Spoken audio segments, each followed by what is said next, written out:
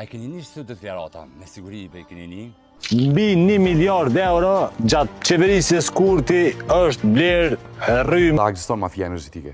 Mafia energjetike? Si qa?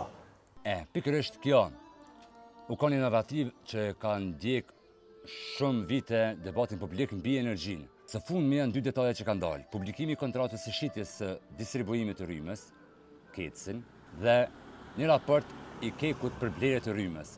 Këto 2 sene janë të ndërlidhuna shumë mes vete.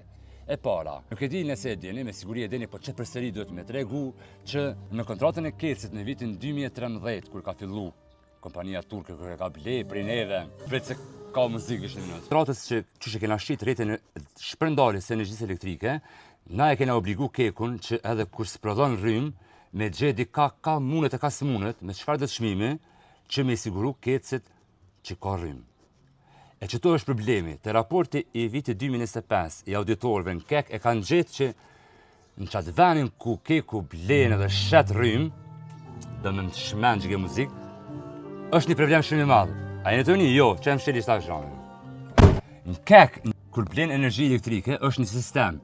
Qaj sistemi është shumë i vjetër, është i vitit 2010, nuk ka ndryshu asë njëherë.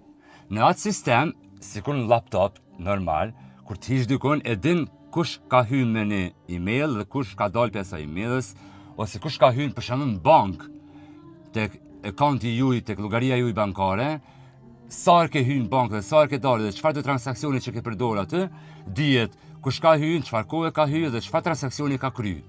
Auditori i ka gjetë që në KEK, në qatë sistem, nuk dihet kush hyn e kush del, që i ka rrit ma shumë dyshimet për një diçka të madhe. Për shembull, kur Keku shet rrymë, atë rrymën e çojnë njerëzit me oferta.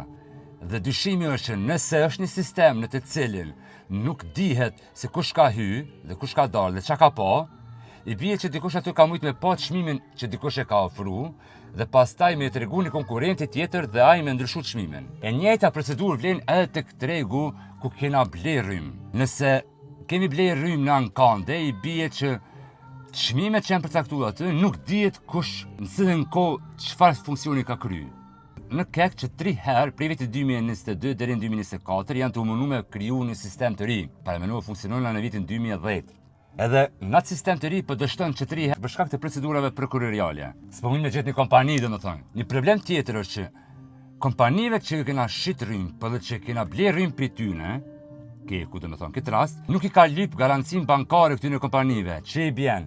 Nëse një kompani ka dash me ble rrymë edhe ka ble rrymë për 1 milion euro, garancia bankare i vyn Kekut që nëse kompania nuk i pagun atë borx, ja nol banka. Por Keku nuk e ka lyp këtë arsyetim, nuk e ka lyp këtë letër. Arsyetimi i tyre ka qenë që me demek shumica këtyre kompanive janë kompani publike, sikur Posta, kompanitë e usjellësit, edhe ato s'kan çare pa pagu. Të çmimet e mëdha, rritja e faturës, blerja e energjisë, shitja e energjisë, me kon as pak e sigurt. Me qenë se ra fjala, na kena bleti kon 4.8 milion euro rrymë, a më 32 milion euro na ka kushtu transporti. Ej, crazy.